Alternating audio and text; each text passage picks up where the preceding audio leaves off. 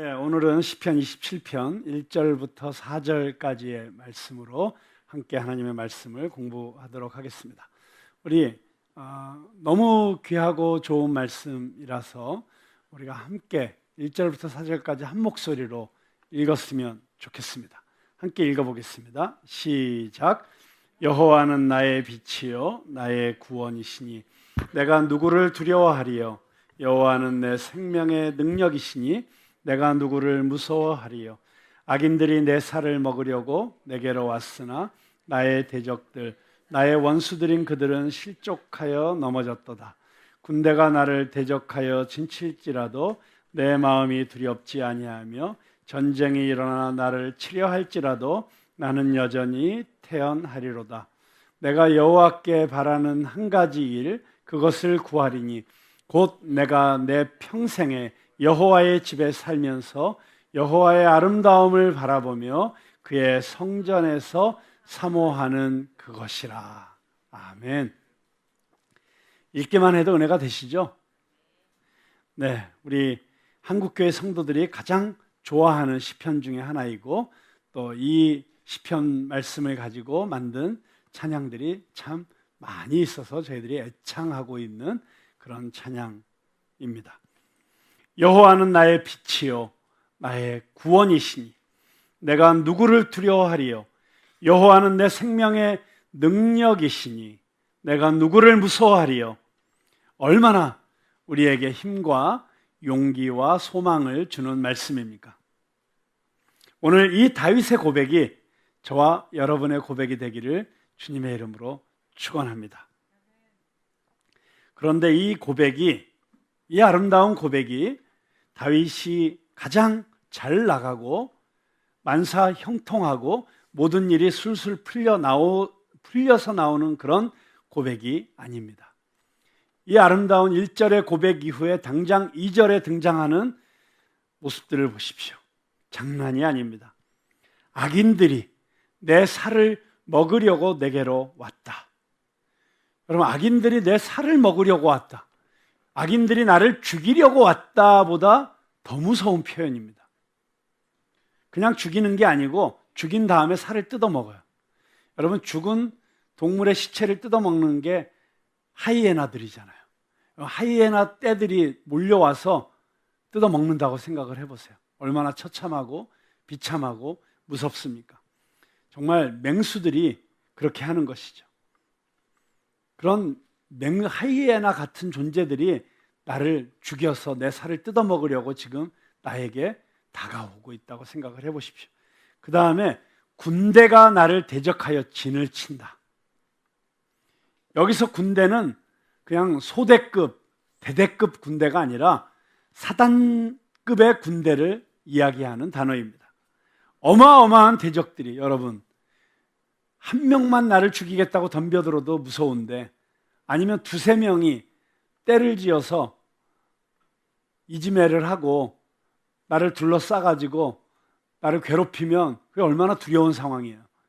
그런데 이건 몇 명 단위가 아니라 몇만 명 단위의 군대가 나를 죽이겠다고 지금 몰려오고 있는 거예요. 이런 상황 속에서 다윗이 고백을 하고 있는 것입니다. 저는 그렇기 때문에 이 시편 27편 말씀 속에서 오늘날 전쟁터 같은, 광야 같은, 이 어두움의 골짜기 같은 이 시대를 지나가면서도 여전히 하나님을 찬송하고 하나님을 신뢰하고 마침내 믿음으로 승리할 수 있는 우리 신앙생활에 있어서 가장 중요한 원리들을 발견할 수 있다고 믿습니다. 그래서 오늘 이 시간에 여러분들과 함께 우리가 이 다윗의 고백을 통해서 우리가 반드시 발견하고 붙잡아야 되는 우리 믿음의 원리들이 무엇인지를 한번 같이 생각해 보고 싶습니다. 첫째는 신앙생활은 믿음의 선포와 간절한 기도의 사이클이다 하는 것을 우리가 반드시 알아야 됩니다. 여러분, 때로는 한 절 한 절 말씀이 너무 귀할 때도 있지만 성경은 전체의 맥락 속에서 그 컨텍스트 속에서 보아야지 그 말씀에 보다 더 정확한 뜻이 드러날 때가 많이 있습니다. 오늘 이 다윗의 시편도 1절 말씀부터 14절 말씀 전체를 놓고 그 전체의 구조를 살펴보면 제가 지금 드린 말씀이 무엇인지가 선명하게 드러납니다. 여기 1절부터 3절은 다윗의 믿음의 선포입니다. 내가 누구를 두려워하리요? 내가 누구를 무서워하리요? 하면서 믿음의 선포를 하지요. 그런데 4절은 다윗의 기도입니다. 내가 이런 간절한 기도를 하고 있다라고 하는 기도가 나옵니다. 그리고 다시 5절에서 6절은 믿음의 선포입니다. 그리고 나서 7절부터 12절은 다시 간절한 기도입니다. 그리고 13절과 14절은 다시 믿음의 선포입니다. 여러분, 이것을 이렇게 정리해 놓고 보니까 선명하게 보이지, 그냥 이 시편을 읽으면 다윗이 좀 오락가락 하는 것 같아요. 담대하게 막 선포하다 갑자기 주님 제가 어렵습니다 도와주세요 이러다가 또 다시 믿음의 선포를 하다가 뭐 이렇게 왔다 갔다 하고 있는 것 같아요. 그런데 그렇지 않습니다. 이게 우리 신앙생활의 현실이고 모습입니다. 다윗이 1절에 나오는 이런 놀라운 믿음의 선포, 여호와는 나의 빛이요 나의 구원이시니 내가 누구를 두려워하리요? 여호와는 내 생명의 능력이시니 내가 누구를 무서워하리요? 이런 놀라운 선포를 하기 위해서는 간절한 기도를 드려야만 했습니다. 여러분, 기도 없이는 이런 선포가 터져나올 수 없습니다. 물론 선포할 수 있습니다. 그런데 기도 없이 하는 믿음의 선포는 공허합니다. 무기력하고 창백합니다. 반면에 간절한 기도는 믿음의 선포를 통해서 완성됩니다. 우리가 하나님 앞에 간절히 기도했을 때 그 기도를 통해서 하나님께 우리에게 주시는 믿음이 있습니다. 그 믿음이 우리 안에 차오를 때 그것이 우리는 입술로 고백해야 됩니다. 선포해야 됩니다. 여러분, 그래서 우리에게 믿음의 선포가 필요합니다. 믿음대로 될지어다, 이런 선포가 있는 거잖아요. 반드시 하나님께서 이루실 것입니다. 선포하는 것입니다. 그 선포함에 믿음이 필요합니다. 근데 우리가 그렇게 믿음으로 선포할 때 우리가 간절히 기도했던 그 기도가 현실이 되어 나타나게 되는 것입니다. 제가 처음 말씀드린 것처럼 간절한 기도와 그래서 믿음의 선포는 항상 같이 있어야 되는 것입니다. 27편에만 보아도 여러분, 다윗의 인생이 쉽지 않습니다. 27편 10절에 보니까 이런 표현이 나옵니다. 내 부모는 나를 버렸으나 여호와는 나를 영접하시리이다. 자, 여기 다윗의 부모가 다윗을 버렸다라는 표현이 나옵니다. 여러분, 이 부모가 왜 다윗을 버렸을까요? 왕이 죽이겠다고 쫓아오니까 부모도 지켜줄 수가 없는 거예요. 여러분, 우리 부모들의 마음은 어떤 마음입니까? 이 자식을 끝까지 내가 지켜주고 싶고 보호하고 싶고 그 앞길을 열어주고 싶고 어떤 위험으로부터 피할 수 있도록 내가 길을 인도해 주고 싶고, 그게 다 우리 부모의 마음이죠. 근데 여러분, 우리가 그런 마음이 아무리 간절하다고 해도 우리가 그렇게 해줄 수 있습니까?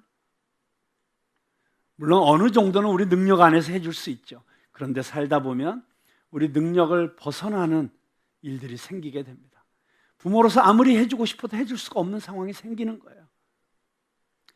왕이 쫓아오니까, 왕이 죽이겠다고 덤벼드니까 아무리 다윗을 지켜주고 싶어도 부모가 지켜줄 수 없는 거예요. 그래서 포기하는 거예요. 여러분, 부모의 마음이 어떤 마음입니까? 내 등에 칼을 꽂아도 부모는 자식을 못 버리는 거예요. 내게 있는 걸 다 쏟아부어서라도 이 자식이 잘 될 수만 있다면 다 쏟아붓고 싶은 게 부모의 마음이에요. 그런데 버릴 수밖에 없었으니 이 부모의 마음이 얼마나 고통스러웠겠어요. 그 버림받은 자식의 마음은 또 얼마나 고통스럽고 상처를 받았겠어요. 그런 아픔이 있었던 겁니다. 그런데 또 12절에 보니까 위증자와 악을 토하는 자가 일어나 나를 치려함이니이다.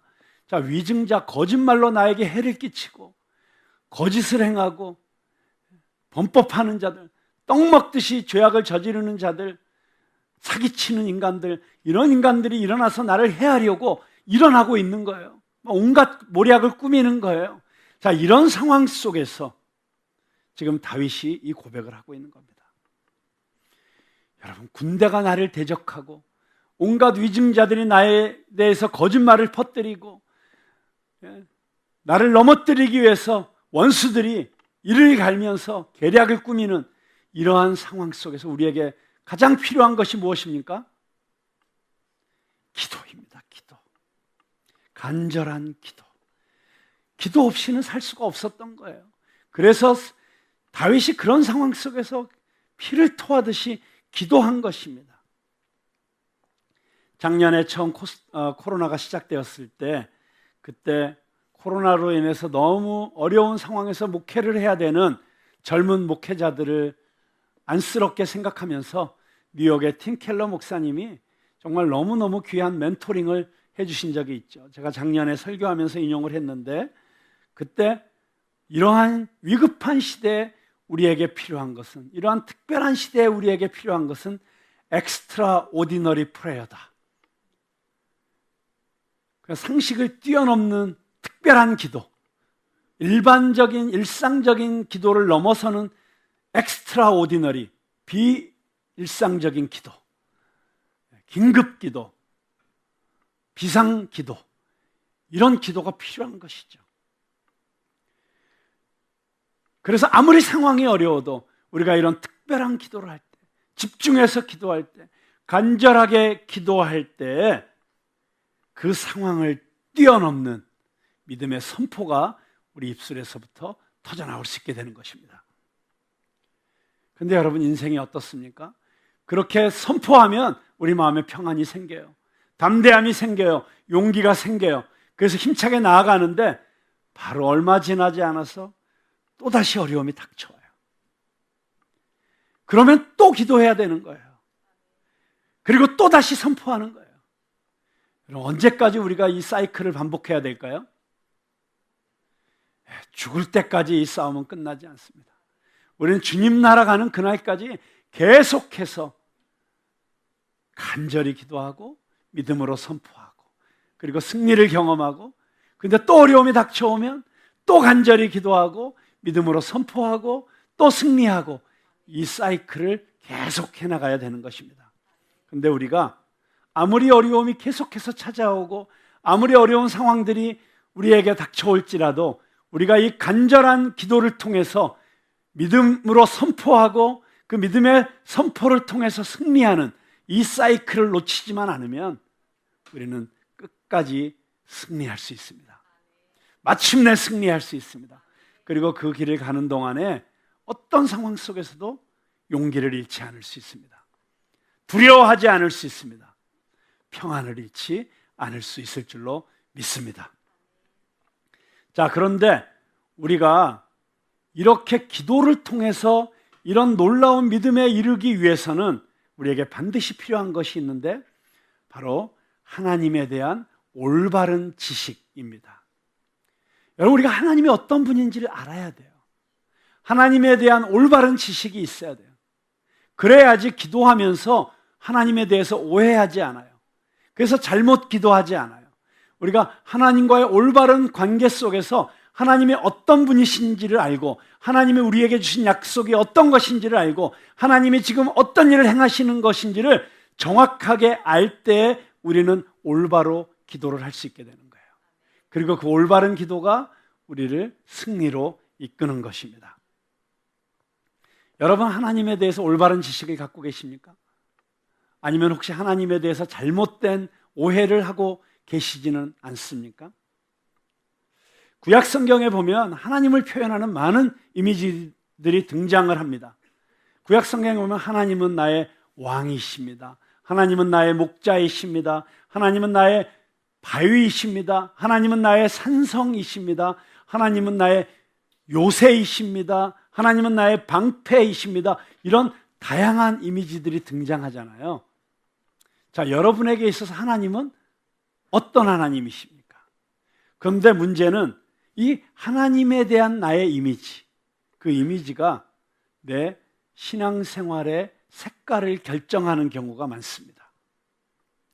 자, 지금 다윗은 여호와는 나의 빛이요 라고 하나님에 대해서 설명합니다. 자, 왜 다윗은 하나님을 빛이라고 고백했을까요? 태초에 빛이 있으라 말씀하셔서 빛을 창조하신 그 하나님을 생각하면서 이렇게 고백했을까요? 아마 저는 이럴 것 같아요. 다윗은 수없이 많은 어두움의 밤을 경험했던 사람이에요. 고통의 밤, 고난의 밤.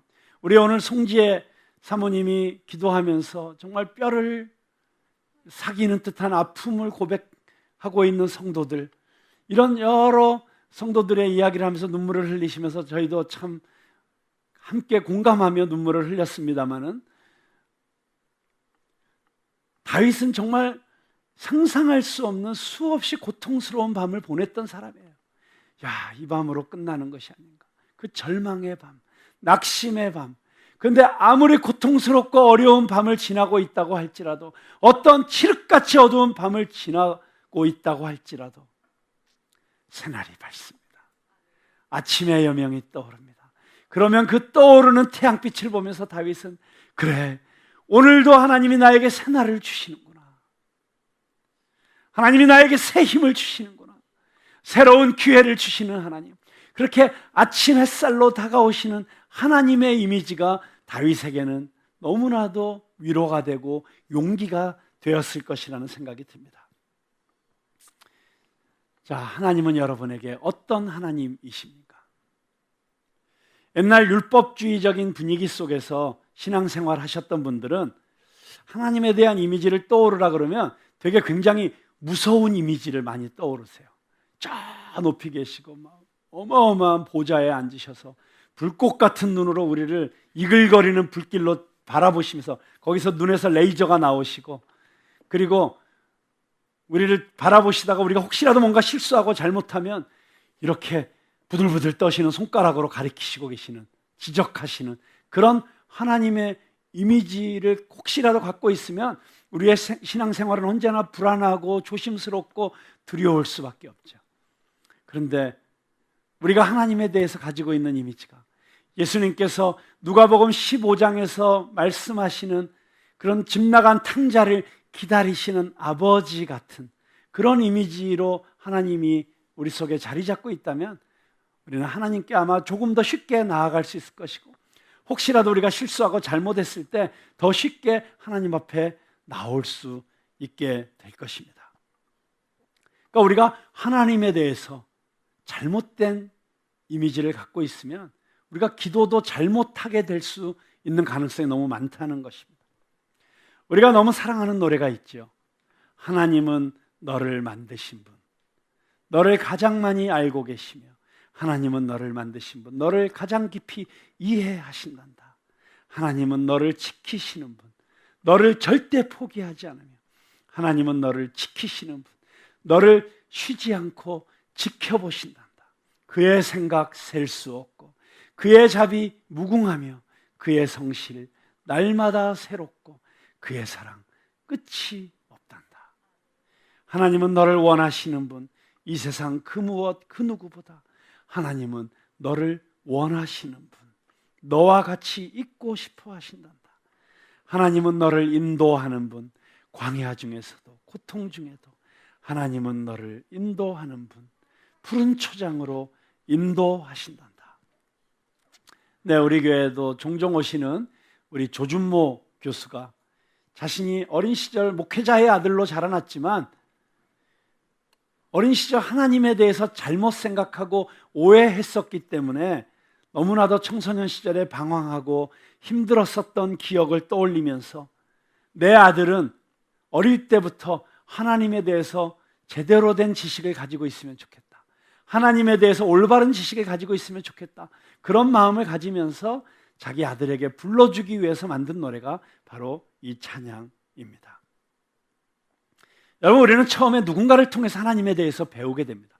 우리가 그냥 하나님에 대해서 바로 알게 되진 않죠. 누군가를 통해서 알게 됩니다.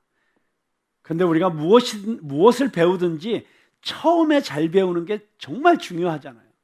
운동이든지 학문이든지 처음에 잘못 배우면 고치기가 더 어렵습니다. 그래서 우리에게 처음 하나님에 대한 이미지를 가르쳐주는, 하나님이 어떤 분이신지를 가르치는 역할을 맡는 부모의 역할이 너무 중요하죠. 그리고 또 좋은 스승을 만나는 것이 너무 중요합니다. 특별히 우리 주일학교에서 어린아이들을 가르치는 선생님들이 그래서 너무 소중하고 귀한 분들이고 중요한 분들입니다. 이 어린아이들이 어렸을 때 주일학교에서 한 번 잘못된 어떤 선생님의 말 때문에, 행동 때문에 하나님에 대해서 잘못 오해하게 되면 평생 신앙생활의 발목을 붙잡는 경우가 너무 많이 있습니다. 그래서 우리가 우리 교사들을 위해서 기도해야 되고, 그리고 좋은 신앙인들이 교사들로 다 헌신해야 되고, 우리 주일학교에서 자라는 어린아이들을 위해서 우리가 가장 좋은 것들을 주님의 사랑으로, 하나님의 사랑으로 이렇게 제공해야만 될 의무가 있다고 하는 것입니다. 특별히 우리 인생 가운데 우리에게 믿음을 가르쳐주는 좋은 스승이 있다는 것이 얼마나 중요합니까?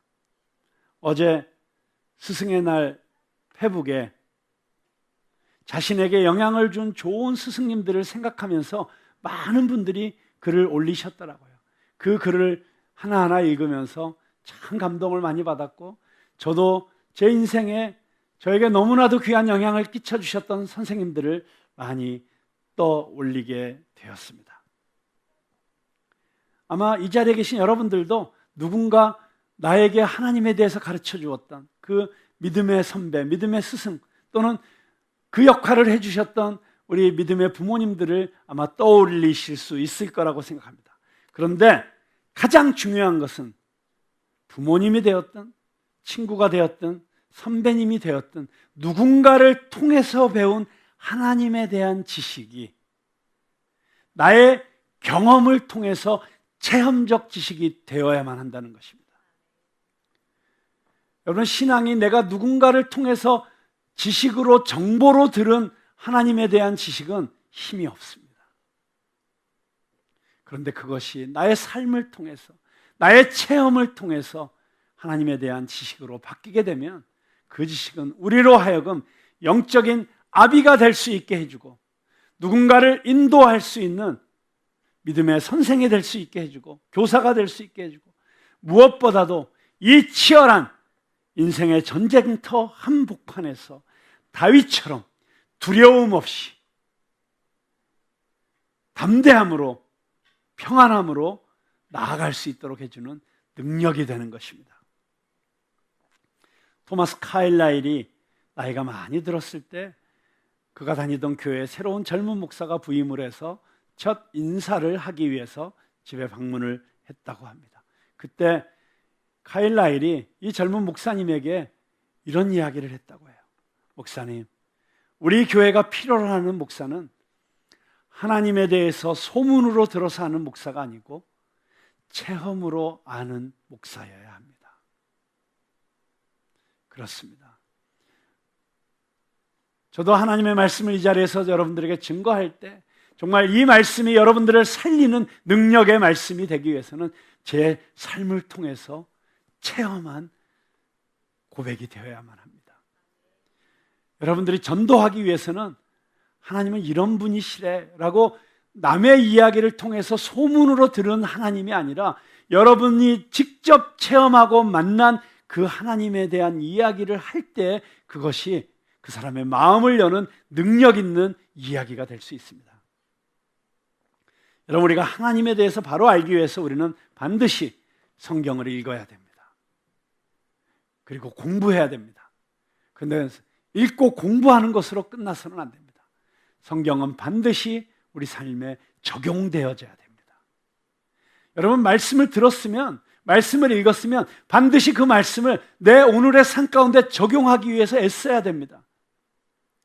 그래서 그 적용을 통해서, 그래, 하나님이 이런 분이셔, 하나님이 이렇게 성실하신 분이시구나, 하나님은 내가 이럴 때 내 편이 되어주시는 하나님이시구나, 나를 절대 떠나지 않는 하나님이시구나, 나에게 이렇게 옳은 길을 가르쳐 주시는 하나님이시구나, 의의 길로 인도하시는 하나님이시구나, 푸른 초장으로 인도하시는 하나님이시구나, 졸지도 아니하시고 주무시지도 않는 하나님이시구나.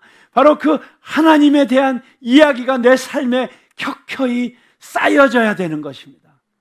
그래서 우리 믿음의 어린아이들에게 하나님에 대해서 이야기해 줄 때 밤을 새워서라도 하나님이 이런 분이시여, 내 인생의 후배들에게 하나님이 이런 분이시여 담대하게 이야기해 줄 수 있는 그런 저와 여러분이 될 수 있게 되기를 주님의 이름으로 축원합니다. 여러분, 그렇게 하나님에 대해서, 하나님이 어떤 분이신지에 대해서 알기 위해서 세 번째로 우리는 올바른 기도를 해야만 합니다. 여러분, 다윗의 기도는 일반적인 기독교인들의 기도와 달랐습니다.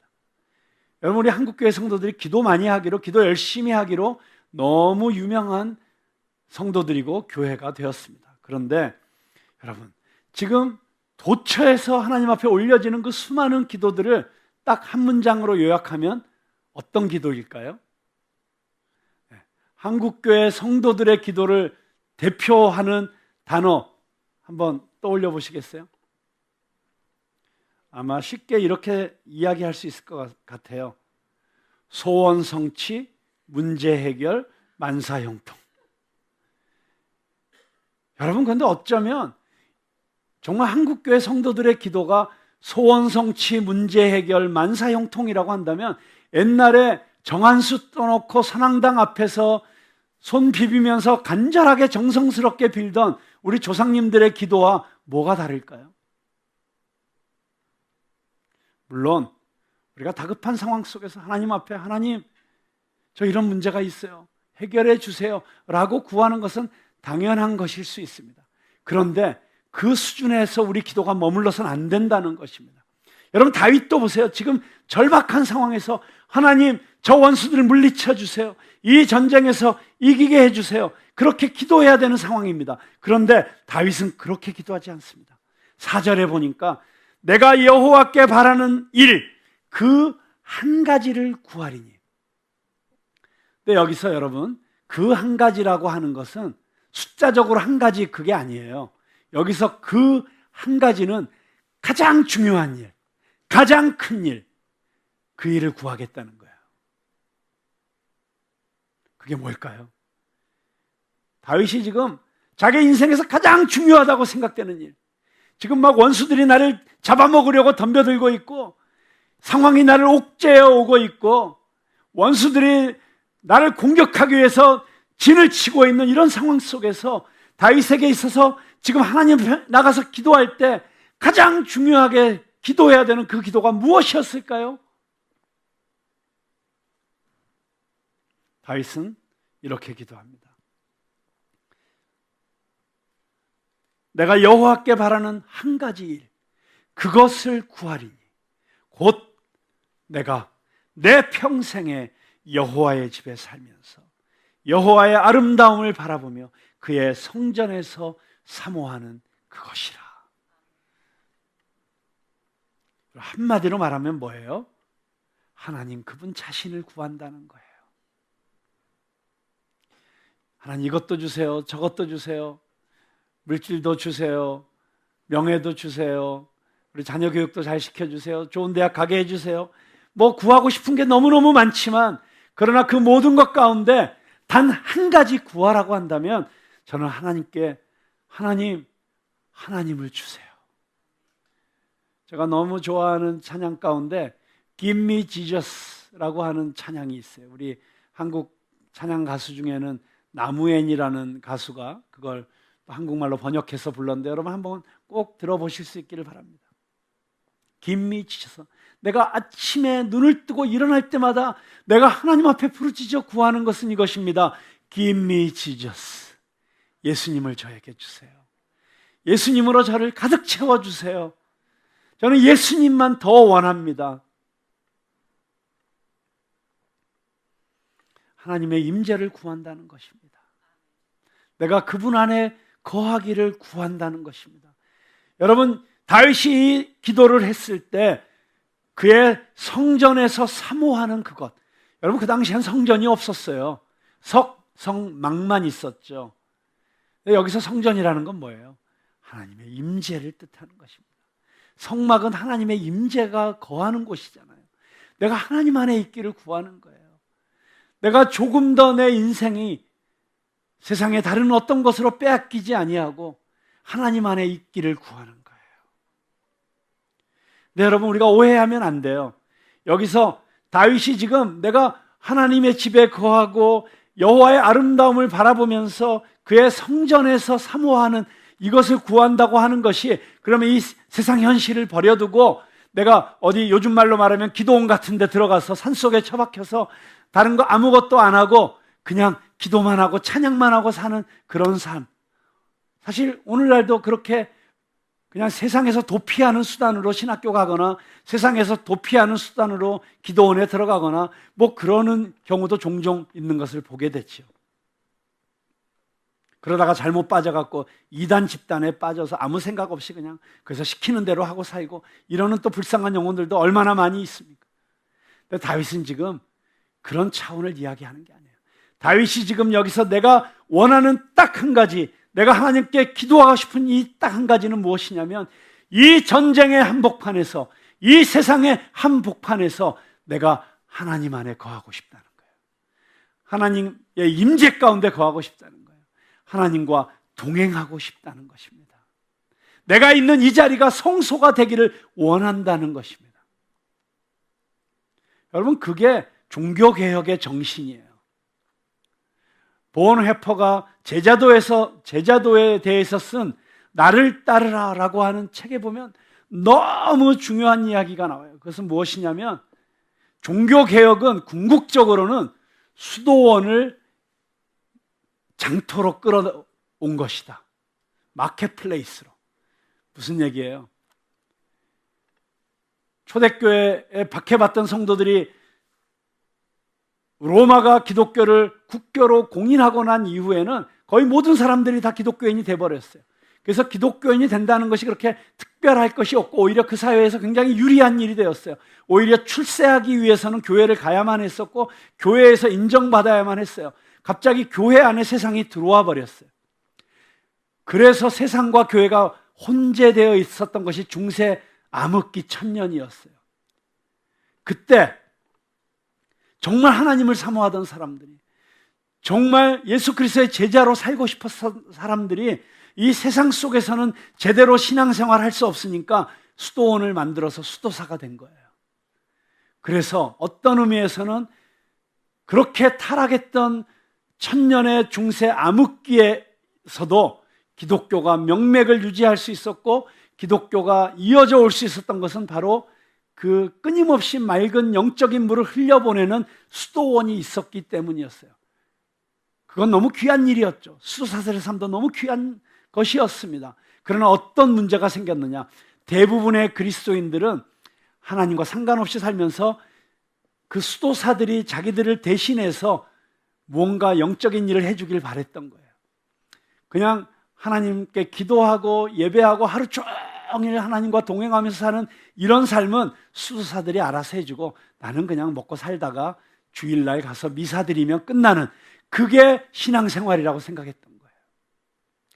마틴 루터가 했던 것은 무엇이냐면, 소수의 성직자들에게, 소수의 수도사들에게 국한되어졌던 하나님의 일, 하나님을 묵상하고 하나님과 동행하고 하나님의 말씀을 읽고 해석하고 적용하고 하는 이런 말씀대로 사는 이 삶이 수도사들에게만 국한된 것이 아니라 일상을 살아가는 우리가 시장터에서, 일터에서, 비즈니스의 현장에서, 우리의 가정에서 사라져야 된다고 하는 것을 다시 깨우쳐 준 것이 종교개혁이었다고 하는 것입니다.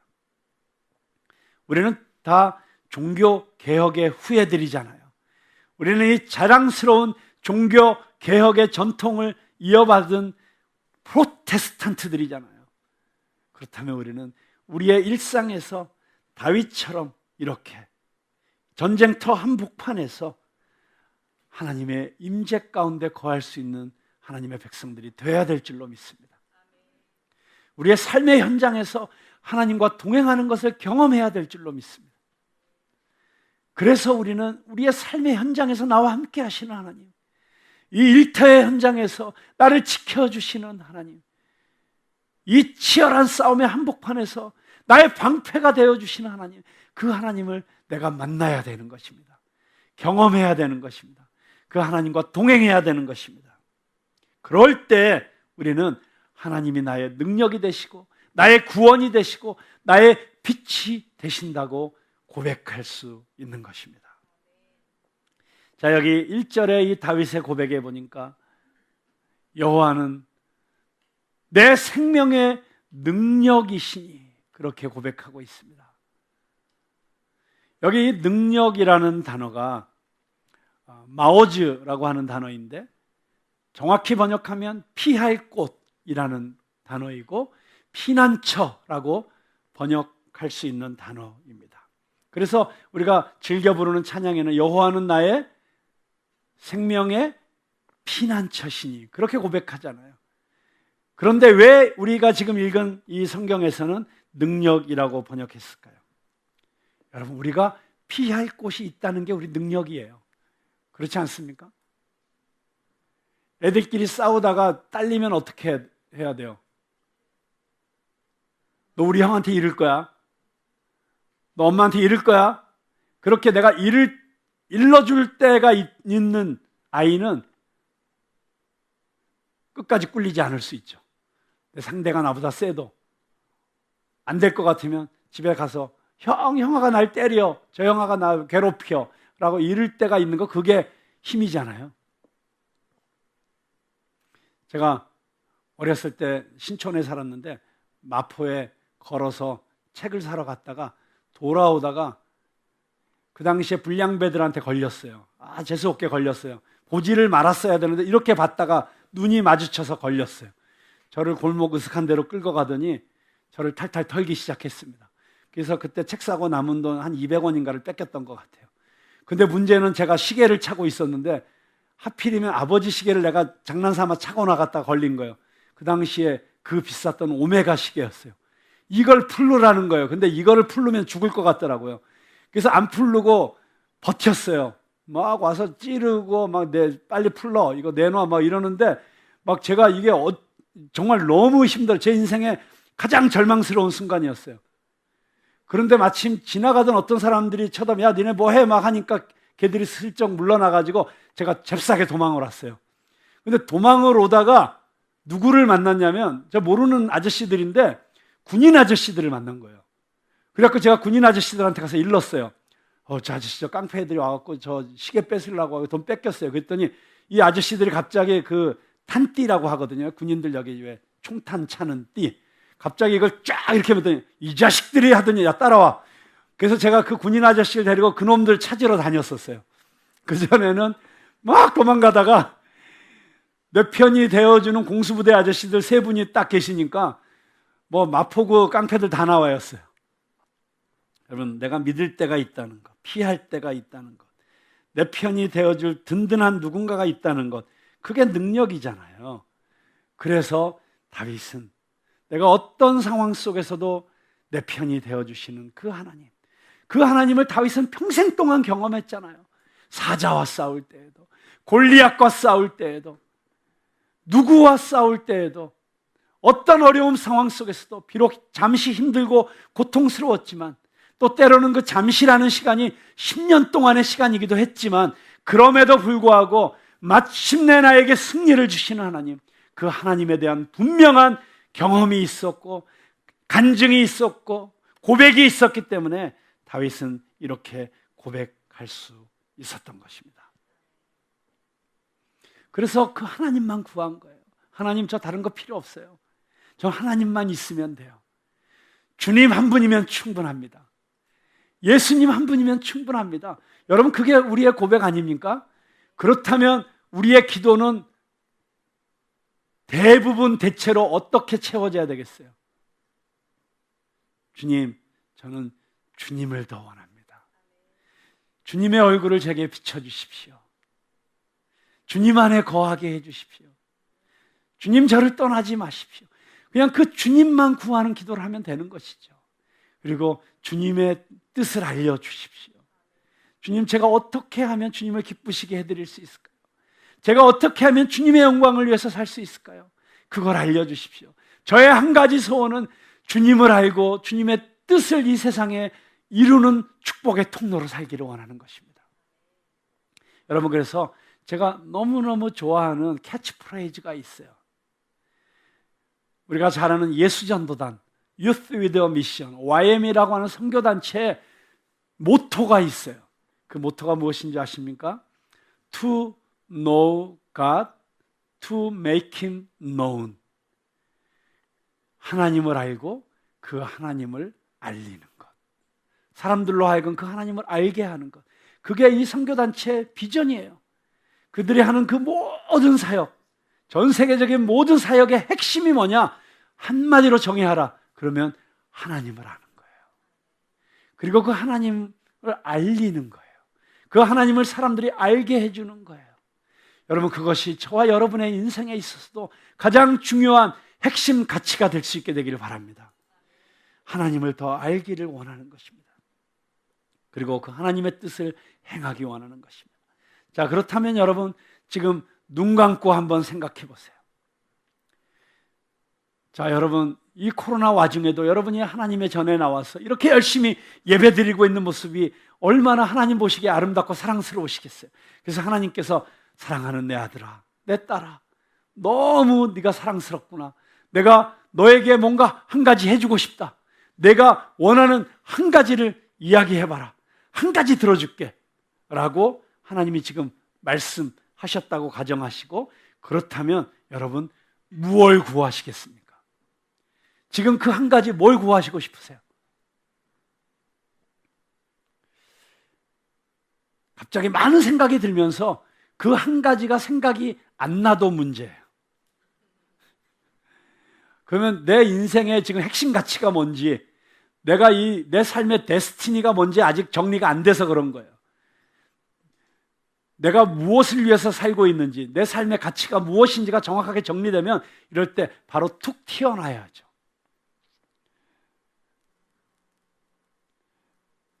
그런데 그 한 가지가 생각나지 않아도 문제이지만, 그런데 툭 튀어나온 그 생각이 너무나도 세상적이고 하나님 보시기에 너무나도 무가치하고 허무한 것이라면 그건 사실 더 큰 문제이죠. 왜냐하면 우리가 지금 그 한 가지라고 툭 튀어나오는 그 주제가 우리 인생이 추구하고 있는 삶의 목표와 가치와 미래를 결정하는 것이기 때문입니다. 우리가 잘 알고 존경하는 존 파이퍼 목사님이 계시죠. 그분이 그의 인생의 절정이라고 할 수 있는 57살에 삶을 허비하지 말라라고 하는 책을 썼습니다. Don't waste your life. 당신의 삶을 허비하지 말라. 기회가 되시면 꼭 한번 사서 읽어보시기 바랍니다. 그런데 파이퍼 목사님의 집에는 어린 시절부터 집에 이런 액자가 걸려 있었다고 합니다. 한 번뿐인 인생 곧 지나가리라. 오직 그리스도를 위해서 한 일만 영원하리라. 어릴 때부터 파이퍼 목사는 그 액자를 보면서 다짐했다고 해요. 인생은 한 번뿐이다. 연습은 없다. 인생을 재는 유일한 잣대는 예수 그리스도이시다. 그래서 파이퍼 목사는 인생을 낭비한다는 말의 반대를, 즉 잘 산다는 것을 이렇게 정의합니다.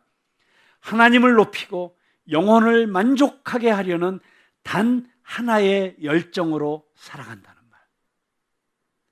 하나님을 높여드리고, 그리고 우리가 진정으로 우리의 영혼이 만족할 수 있게 해주는 그 단 하나의 열정. 여러분, 열정이 없는 삶은 죽은 삶이잖아요. 여러분, 무엇에 여러분의 열정을 불태우고 계세요? 그런데 그 열정, 그 단 하나의 열정이 하나님을 높여드리고 우리의 영혼을 만족하게 해주는 바로 그 일에 있다고 한다면 우리는 잘 살 수 있다는 것입니다. 왜냐하면 하나님이 우리를 창조하신 이유가 바로 그것이기 때문입니다. 파이퍼 목사님은 이렇게 이야기합니다. 이 시대의 비극은 당신은 그저 사람들이 당신을 좋아해 주길 바랄지도 모른다. 당신은 그저 사람들이 당신 주변에 있기를 원하며 그걸로 만족하는 사람일지도 모른다. 또는 당신은 좋은 직장, 좋은 배우자, 착한 자녀, 좋은 자동차, 긴 주말, 몇몇 좋은 친구, 즐거운 은퇴 생활, 빠르고 편안한 죽음, 그리고 천국을 누릴 수 있다면 심지어 하나님 없이도 그것에서 만족할지도 모른다. 그런데 이것이야말로 인생에서 비극이요, 이것이 허비하는 삶이다. 그러면서 존 파이퍼 목사님은 두 부류의 사람을 비교합니다. 첫 번째 부류의 사람, 2000년 4월 서부 아프리카의 카메룬에서 선교 사역을 하다 죽은 루비 엘리어슨과 로라 에드워즈에 대해서 언급합니다. 80이 넘은 루비는 평생 독신으로 살았고 한 가지 큰 일에 자신의 온 인생을 쏟아 부었던 사람입니다. 바로 복음을 듣지 못한 사람들, 가난한 사람들, 병든 사람들에게 예수 그리스도를 전하는 일이었습니다. 그리고 또 한 사람 로라는 80을 바라보는 미망인이자 의사였는데 카메룬에서 이 루비를 도와서 함께 사역을 하고 있었습니다. 그런데 2000년 4월 어느 날 이들이 탄 차가 브레이크 파열로 작동이 되지 않아서 절벽 아래로 추락해 두 여성은 그 자리에서 죽었습니다. 이에 대해서 존 파이퍼는 이렇게 말합니다. 미국에 사는 그들의 또래들이 20여 년 전에 대부분 60세에 은퇴하잖아요. 사소한 일에 은퇴해서 사소한 일에 인생을 허비하고 있을 때 이 두 사람은 한 가지의 열정, 즉 예수 그리스도의 영광을 위해서 죽어가는 가난한 사람들을 섬기는데 헌신했다. 이들의 삶과 죽음은 절대로 비극이 아니다. 오히려 영광이다. 이들은 자신들의 삶을 허비하지 않았다. 이들은 생명을 잃지 않았다. 왜냐하면 마가복음 8장 35절에서 누구든지 자기 목숨을 구원하고자 하면 잃을 것이요 누구든지 나와 복음을 위하여 자기 목숨을 잃으면 구원하리라 분명히 기록되어 있기 때문이다. 절대로 이들은 자신들의 삶을 낭비하거나 허비한 사람들이 아니었다는 것입니다. 그렇다면 무엇이 허비하는 인생인가? 무엇이 비극적인 인생인지 여러분에게 분명히 말해주겠습니다 라고 하면서 존 파이퍼는 또 다른 한 부부의 이야기를 합니다. 1998년 리더스 다이제스트 2호로에 실린 한 부부의 이야기입니다. 5년 전에 미국 북동부에서 59세와 51세로 일찍 은퇴한 부부가 있었습니다. 이들은 지금 플로리다의 펀다코타에 살면서 9m짜리 트롤선을 타고 다니면서 조개 껍질을 모으고 있었습니다. 그런데 이 부부가 한 말을 읽으면서 존 파이퍼는 처음에 농담이려니 했다고 합니다. 아메리칸 드림에 대한 풍자였다고 생각을 했습니다. 그런데 그게 아니었습니다. 진심이었어요. 슬프게도 이 부부가 말한 이 부부의 꿈은 이런 것이었습니다. 한 번뿐이며 하나님이 주신 귀한 삶이 끝나고, 이렇게 말하는 걸 보니까 이 부부도 크리스찬들이었음에 분명합니다. 이 귀한 삶이 끝나고 창조자에게 당신의 삶을 설명하기 전에, 즉 이 땅에서의 삶을 마감하고 하나님 앞에 가서 이제 심판받을 때 내가 이렇게 살았습니다 설명해야 되잖아요. 근데 그 전에 소프트볼과 조개껍질 수집을 당신의 삶의 마지막 큰 일로 삼아라. 이 글을 읽으면서 존 파이퍼가 이렇게 이야기합니다. 심판날에 그리스도 앞에 선 이 부부가 주님 앞에서 이렇게 말하는 것들을 한번 상상해 보십시오. 주님, 제가 모은 이 아름다운 조개껍질들을 보시겠어요? 존 파이퍼 목사는 리더스 다이제스트에 실린 이 부부의 이야기야말로 비극의, 이 시대의 비극의 전형이라고 말했습니다. 그는 단호하게 말합니다. 이것이야말로 비극이다. 오늘날 사람들은 이러한 비극을 아메리칸 드림이라고 꿈꾸라고 당신을 설득하기 위해 천문학적인 돈을 쓴다. 그래서 오늘날 한국 땅에서도 마찬가지가 아닐까요? 나는 이에 맞서서 외친다. 이 꿈을 사지 말라. 당신의 삶을 낭비하지 말라. 존 파이퍼 목사는 사남 1녀의 자녀를 두었습니다. 이 목사님은 자기가 자녀들에게 가장 바라는 것은 자녀들이 치명적인 성공의 삶을 허비하지 않는 것이라고 했습니다. 왜 치명적인 성공일까요? 이 세상이 말하기에는 성공이고 이 세상이 말하기엔 가치 있는 것일지 몰라도 그것이 오히려 이들을 진짜 가치 있는 일에 헌신하도록 하는 것을 방해하기 때문에 오히려 그것은 치명적인 죽음에 이르게 하는 성공이라고 그렇게 정의한 것입니다. 그는 대신에 그의 자녀들이 평생 사도 바울과 같은 일편단심의 비전을 품고 기쁨의 삶을 살기를 원했습니다. 그래서 자기의 자녀들에게 늘 읽어주었던 말씀은 사도행전 20장 24절의 말씀이었습니다. 내가 달려갈 길과 주 예수께 받은 사명 곧 하나님의 은혜의 복음을 증언하는 일을 마치려 하면은 나의 생명조차 조금도 귀한 것으로 여기지 아니하노라. 파이퍼 목사에 따르면 사도 바울에게는 오직 하나만이 중요했습니다. 한 가지 일만이 중요했습니다. 내 인생 허비하지 않으리라. 내 길을 끝까지 달려가리라. 마지막까지 잘 달려가리라. 내가 하는 모든 일에서 하나님의 은혜의 복음을 나타내리라. 결승점까지 잘 달리리라.